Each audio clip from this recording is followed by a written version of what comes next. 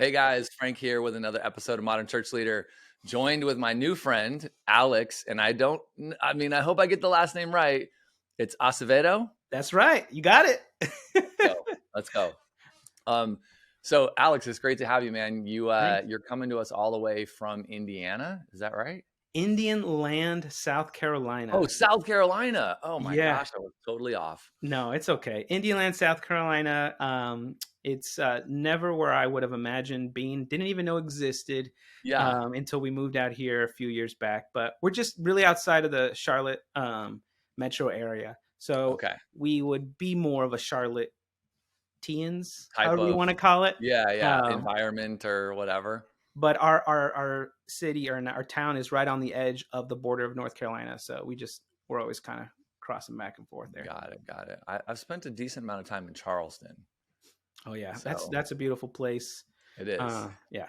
But that's about it. Like in terms of out that direction, like that's kind of the only place that I got. You got to come to Charlotte. There's a great atmosphere here, a lot of great things to do. Just check out. It's a great. I know. I always hear that. Oh yeah, I had a layaway in Charleston, or I had a connecting flight. I'm like, just plan to stay a couple more hours and enjoy the city.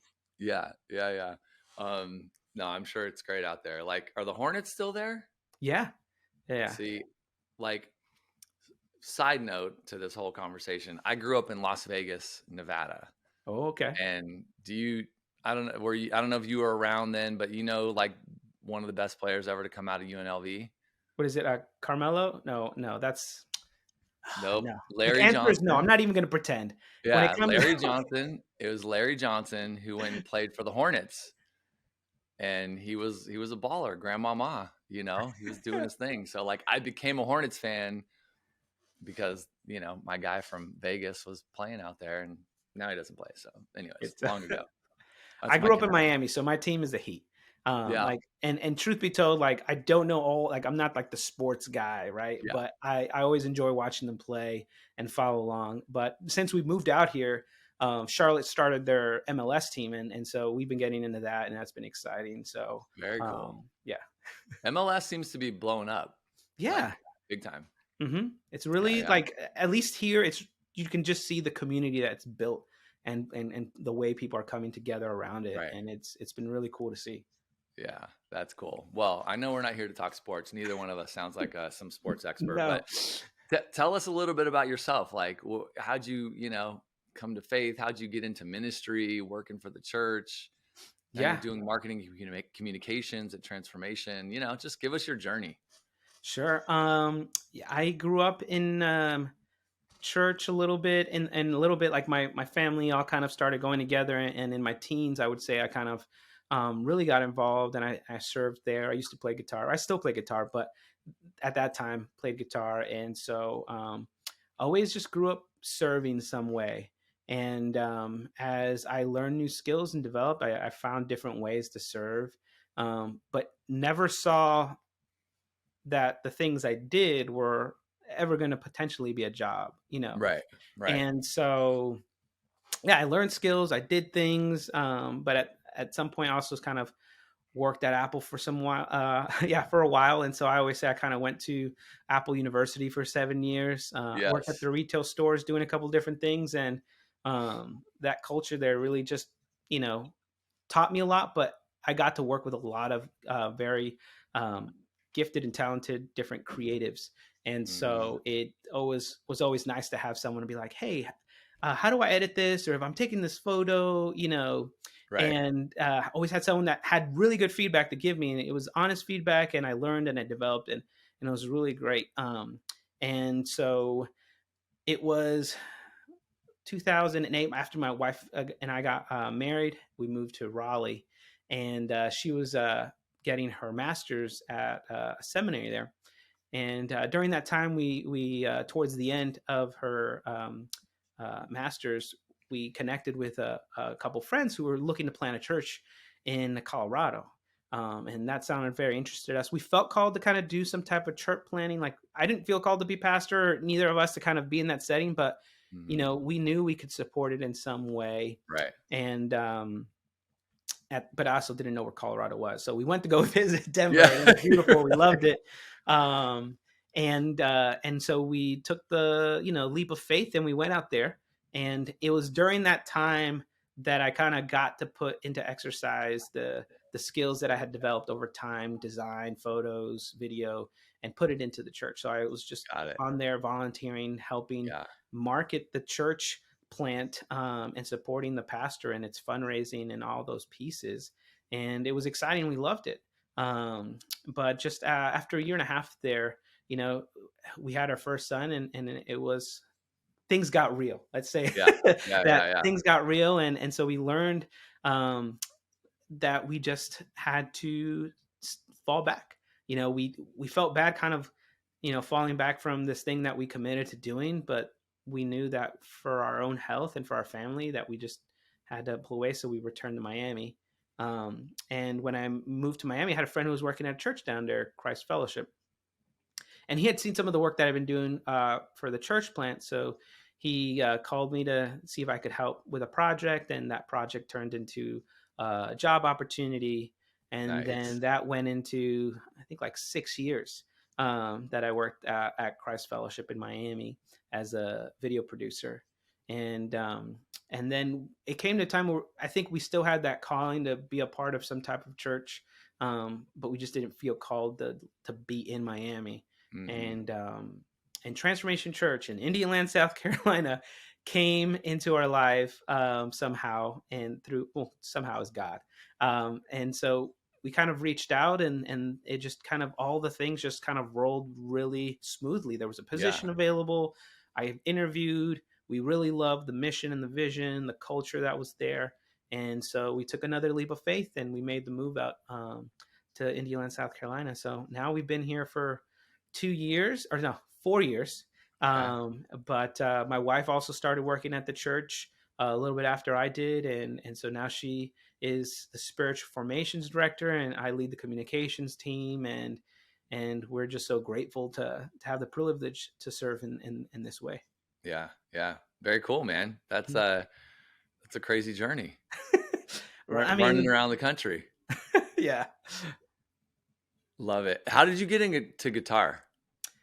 Seventh grade. I Seventh. Okay. was I wanted to. I got in the band, like, when you can choose your I got specialty two. classes. I And got two so, that are in band right now. They're bringing home their trumpet and their trombone, yeah, and yeah. My just son just started band this year, and he has a trombone. So in sixth grade, I started the trombone, and just full transparency, I was watching late night once, and Dave Grohl was there, and he was talking about playing band and trombone, and how just it wasn't really cool, especially with the girls. And so I started playing guitar, and he was like, and I was like, that's not a bad idea. And so, truth be told, it was the ladies that pulled me in, but the yeah. Lord brought me to the light. So Yes, yes, after I yes. And then started, then you became a worship leader. yeah. After I started playing guitar, learning how to play, I got invited at church to play on the band there in youth group, Yeah, and so that continued to just evolve in learning, the creative sides. Or, yeah, yeah. I always hate to But say creative, because I feel there's so many different creative opportunities in church ministry. It's not just music and right, design, but yeah, the art of these different spaces yeah, yeah. to serve. I have one son who is definitely like musically inclined, but I can't get like he's done instruments and he has a good time, but I'm like, dude, you got to learn how to play the guitar because if you can play the guitar, like it's a good way to be. I'm like, you're going to be a worship leader one day. Like, I just can see it. You know what I'm saying? I'm like, Yeah. he loves it. He loves singing, but he does it kind of on his own or like in the car or whatever. But I'm like, there's something there that I can see you really enjoy. And if you learn the guitar, it will unlock a bunch of stuff in that universe. And I think you would absolutely love it. But I haven't got him to fully commit to doing it yet. So, anyways, that's a random side note. No, But it's okay. And I think each to their own. Sometimes as parents, we know the potential and we see like the gifting that they have, but like once they realize it, and yeah, and then you see them know it, and then they start running in that, it's beautiful. And I think God's the same way. Like, he knows what we can do, yeah. right? And when we finally believe in ourselves to live out, what he sees, then you see the flourishing of, like, when you act in that. Yeah, yeah. No, I love that. I love that. Well, so you're the communications guy, So you run the team at the church. That's kind of been your thing. Tell us what that, not every church, most churches are fairly small. They don't have a communications team, a communications person. Maybe they have a volunteer that helps with their website or sends their newsletter, that kind of thing. But they don't have a you or a team that does this. So, I mean, walk us through, what does it look like to be a communications director? What things do you oversee? What's a week look like in your life as the communications director? Yeah. It's so let's start with what I oversee. So just overseeing how the vision, the mission is communicated. We've come to say like the ministries have events, but really the events lead to discipleship opportunities. So how do we come alongside the other ministries in the church and support that? Not only by just making sure it happens and it's Mm, beautiful and it's done with excellence, and what it is clear to the folks that are receiving it, but that it continues to tie in with the vision, the mission of our church. right. Because sometimes, you if you don't repeat it, it doesn't get celebrated, or Yeah. someone might just have a little difference of idea, and that can just kind of teeter. So what I always say is that we're kind of moving forward. The church is always happening. Sunday's always coming. Even during the pandemic, for most of us, we kept going, and but we're tinkering as we're going along. We're massaging, we're recalibrating. Sometimes maybe the identity, the branding kind of just comes off, and so the team is just there to really support the church to kind of say, this is what we said we were going to do, and we're going to continue to do it. So sometimes our like really great idea that doesn't align kind of might veer us off track. Yeah. Yeah. Yeah. No, that totally makes sense. So what practically sits under your team? Like website, email, social media? Are there other things? Like what like do you guys what are you kind of directly responsible for on a regular basis? Yeah. So the series graphics, all the content that goes into when we do the Okay. series, Yeah. our social media channels, our newsletters, our print materials. We backed out a little bit from print, but we're also supporting signage around On the campuses. church. Our team does sit under operations, and so we made that switch earlier this year, and it just made a lot of sense with the way facilities and the business or the finance team kind of work, where people you know need to use their parts, as we're considering a body Right. to do or have the event that they need to do. So for us, we're coming alongside the ministries to do those things. And so we've also, because of just our skills with the digital space, have been helping to develop our systems and processes for internal communication.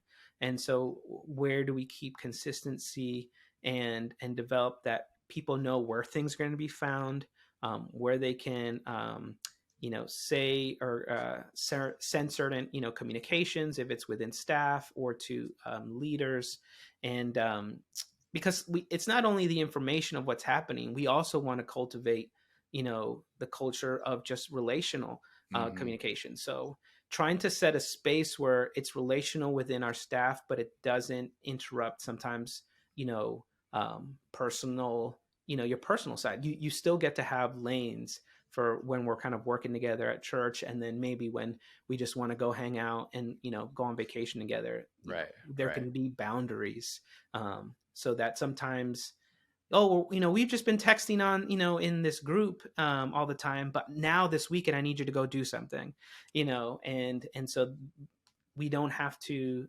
blur the lines between work and friendship, because sometimes people leave church, and Yeah. so you want to keep those relationships, and you don't want it to exist only because of the work that we did together. Right. Yeah. Yeah. Yeah. Totally. No, that makes sense. So what, like, again, going back to like marketing communications, I I think there's like a stigma when it comes to like marketing a church. Yeah, Like because then what? the church becomes the product. As soon Yeah. as we say marketing, it's like, well, we're not a product. But I like to think that if we reverse engineer it, right? Um, Marketing is just evangelizing for the product, and so for us, we're evangelizing the truth of what Christ has done and what He can do, and so I think we need to market that. You can say what it is. If you don't like it, you can You can call it something else. And that's okay because it's just a word. But truth Hmm. be told, we're evangelizing somehow. Right. And we do it in so many different ways, right? Like you have a favorite team, you have a favorite album, you have a favorite, product at Target, and you're going to evangelize about it. But for us, how do we evangelize about Jesus to the community locally, Hmm. digitally, in different, depending on where your church is? Um, it's really the point. The goal is to bring folks in, Right. and so we market to bring folks in, but and then at the same time, I think our team helps establish, like I said, systems and internal communications to help our ministry teams do the discipleship and the work within the community we bring in. Right. Right. Yeah. I mean, I think maybe it's just the word, right? It's like the word marketing to some people feels like a little icky. But it's not, right? It's getting the message out into your community, communicating the culture of the church, the vision of the church, the mission of the church, reaching people. And the whole goal of all of that is to get them connected with somebody or in the church to learn more about Jesus and build that relationship, right? And I think if pastors think about it that way, like marketing is a tool to be used to do evangelism, to reach people in your community, kind of changes like the whole tone of it, right? Like it makes sense when you get Yeah, I over mean, the fact that it might sound a little, I don't know, sales and marketing for a church just doesn't have the right language to it. and I think we you just have to kind of pause and consider like what is um the posture of your heart in that moment, right? Is the posture of your heart that people need to know about Jesus? Then we're going to market to the community that they need to do that Hmm. versus, well, we have this other agenda to gain something and we're going to use marketing to do that. Um, and Yeah. so just check your heart and pray through it, but marketing doesn't have to be a bad thing. Right. Yeah, totally. What about marketing, like digital? It sounds like digital is a big part of marketing communications these days.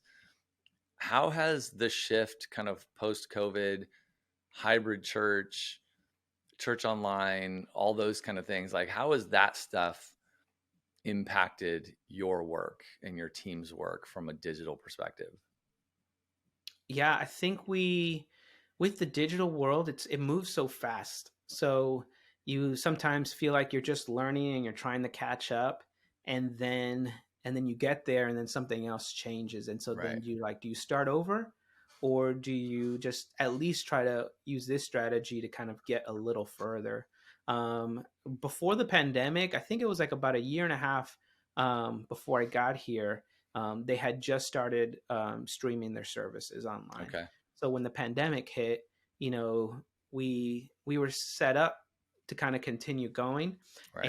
and so where some other ministries sometimes had to take a back seat, like our team had to continue alongside our production, our music team, and office of the pastor to support the church, in the places that they were, tuning in from.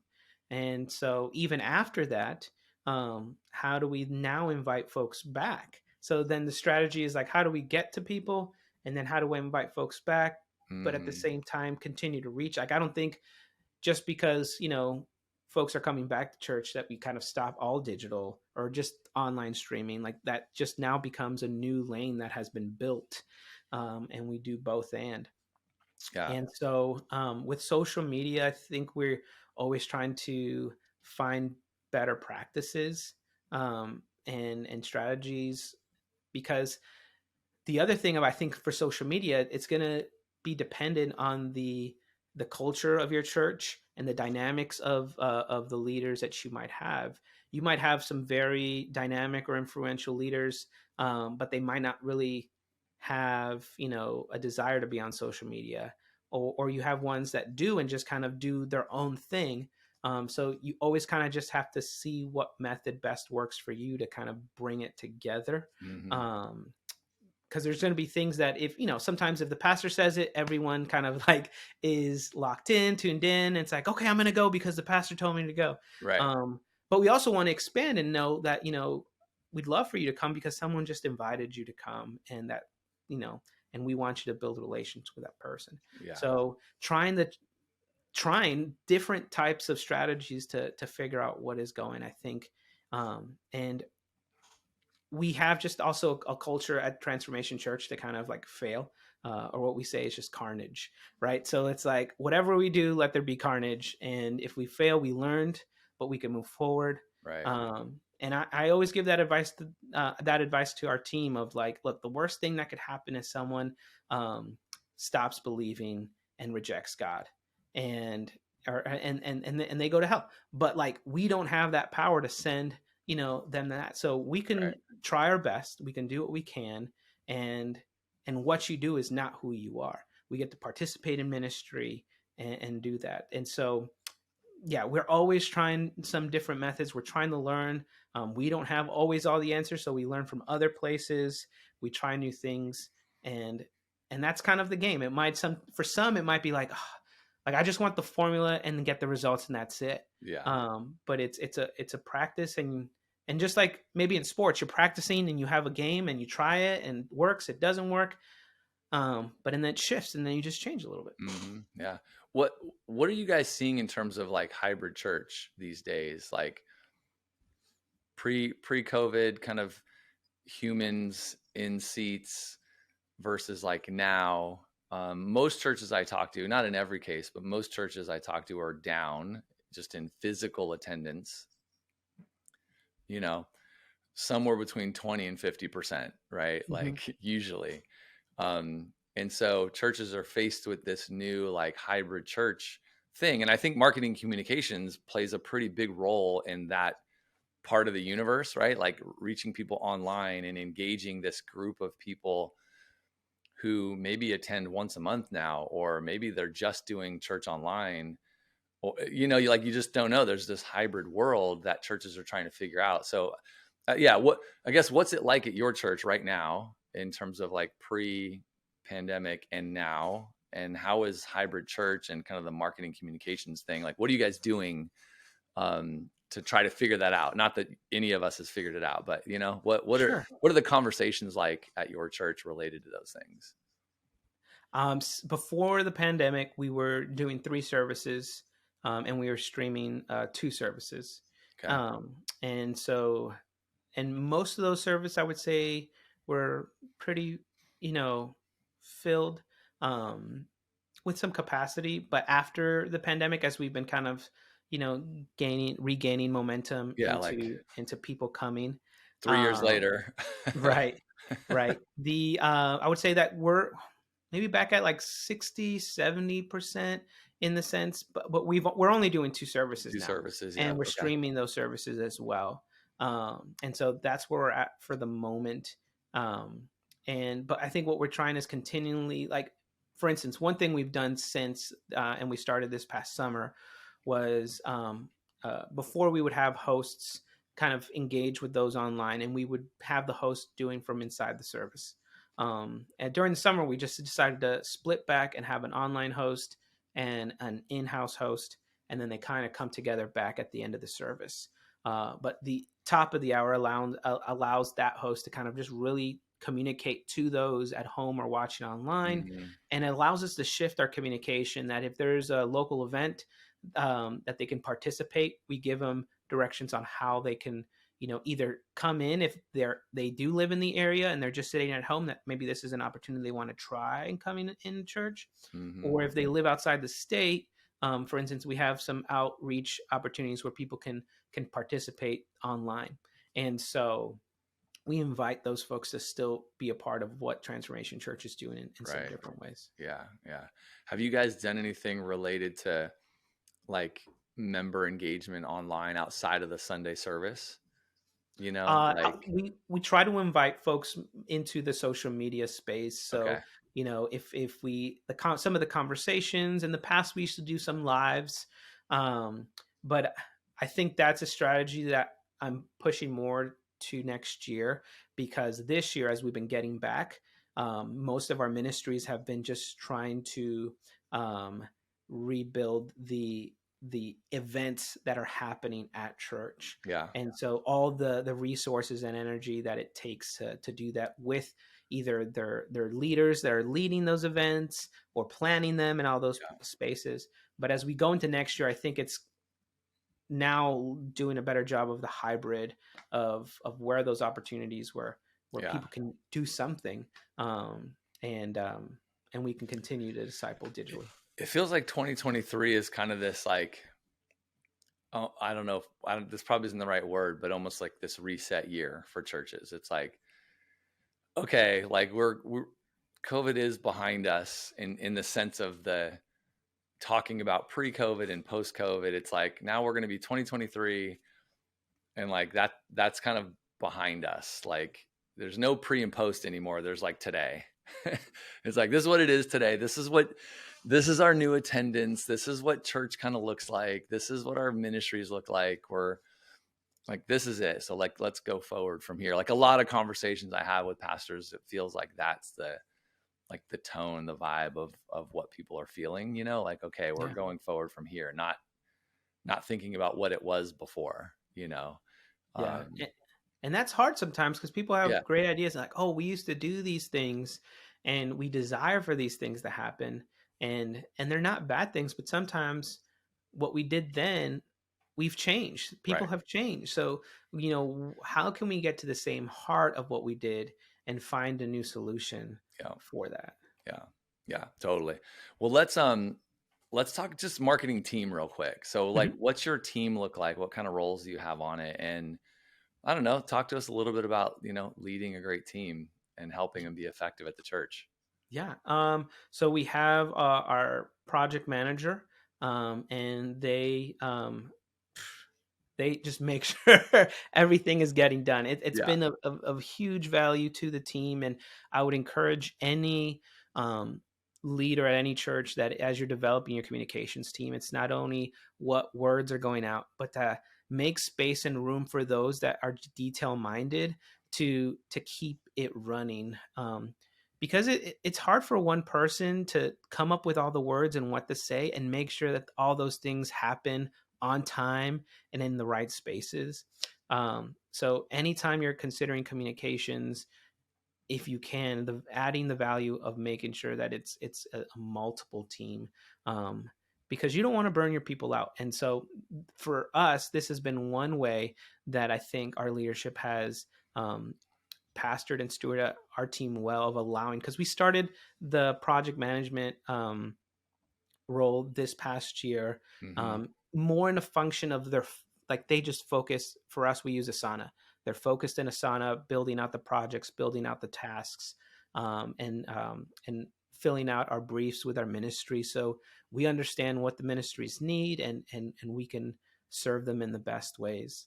um, our other team member is a communication strategist, and so they are looking at the events and helping build out the language, building out the written content, and the strategy of maybe what's the best way to say this in our voice so people know, and Hmm. we can invite them well to it. Yeah. And so they work along with the our digital content specialist, and for better word, they're doing social media, but they're also touching up on website edits and some of the updates that go to our app, Right. that we use. Yeah. And then we have our social, no social media, video producer, and so he's collaborating with some social media stuff, and then he's helping out on other projects if it's stories, promotion, and then we're looking for a graphic designer. Yeah. Which I hear with other communications directors that, Yes. Help they're Alex out if you hard to know find. anybody. Yes, please, alex.acevedo at transformationchurch.tc.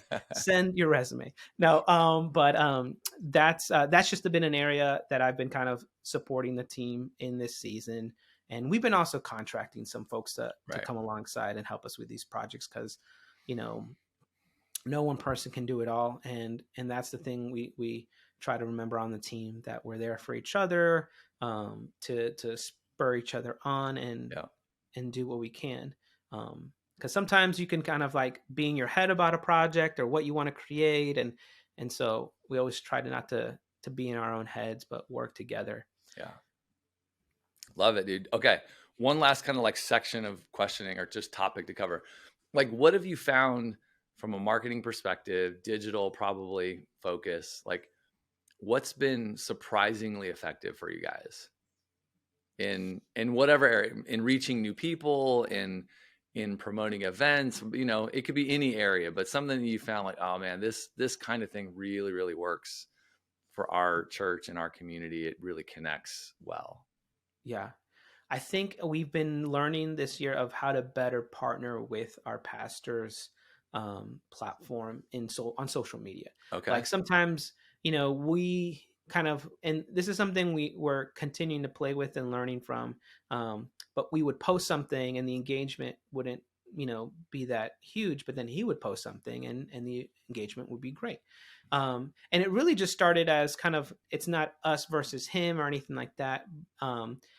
I can't remember how we got there, if it was just capacity at the time, because our team has been rebuilding over this past year. But recently, just kind of coming back to the realization, I can't even say that. Yeah. We realized that there are spaces that if we post something, it does better. If there's spaces that he post something, it does better. And so that has been part of our strategizing of like, okay, where do we pass the ball for this opportunity? Where is it really going to connect with folks a little better? And so learning and how to do that in what spaces has been really helpful to invite folks to do it. Yeah. So yeah, that's what we've been realizing of like, okay, there are better ways to team up with the ministries on our staff, and realizing when and how those can happen better. Yeah. And do you help build the voices online of the pastoral staff a little bit? Like, it sounds like the senior pastor has like a following or a brand or something like that kind of already, maybe independent, but tied to the church. Do you do it for other pastors on staff, help them kind of build up their social media and be a voice in the community? We don't kind of like, we don't discourage them from doing it. It's more like if they come asking for help, then we will support them Got it. Yeah. and guide and anything that they do. But right now, in the space that we have with most of our pastoral staff, it's really our lead pastor who just really engages with it and speak really because he enjoys it. Yeah. He finds a lot of community in there and sees the opportunity of how he can support others and speak into other people, encourage others. And so he's kind of really been running with it. And it's been exciting and wild some days, but it's been really good to have. I mean, I have one, my supervisor really does not do any engagement social media. And so I've just given him the links to our account so he can at least kind of like browse them. Yeah. But because he doesn't even ghost, he doesn't have a ghost account. He just has no function with social It's media. not But about we've it. I invited know. him. Yeah. Yeah, you can come and check this out. Or we try to, invite him to share things. I mean, one of our and part of our vision, what we say is like, we want to be multi-generation. And so realizing that on both sides, right, is that we don't have to force someone who doesn't want to do something to get into it, but we can invite them into, sometimes we saw something funny, we show them, we encourage them, and then they see a little bit of our personality. They speak into something that reminds them from their past, and it builds community, and it's great. Yeah. That's awesome. That's awesome. Well, man, this has been great. I hope a Yeah. ton of sort of marketing folks, or even just pastors, like thinking about marketing, can kind of learn a few things and even reach out to you. But I have a few kind of rapid fire questions for you to close it out. Okay. All right. What's the name, or give me a church leader that has inspired you, or that you look up to, or that's mentored you well in ministry? Yeah, I'm gonna have to say my pastor, Pastor Derwin L. Gray. Been under him for the last 4 years, and have really just seen his heart, not for what he does, but for the people that he shepherds. How he Mhm. cares for his family, but for our staff. It's just been really awesome to learn from that, Very cool. and the grace that he shares has been really great. Yeah, that's awesome. All right, give me a book that everybody's got to read. Oh, look at It's that. his book. Look at that. Just How to had it. Heal Our Racial Divide. So this one just came out earlier this year, and it's been a great book for ministry. If you're not involved with ministry, Yeah. it reflects a little bit of what our mission and vision is, and how the gospel really leans into unity.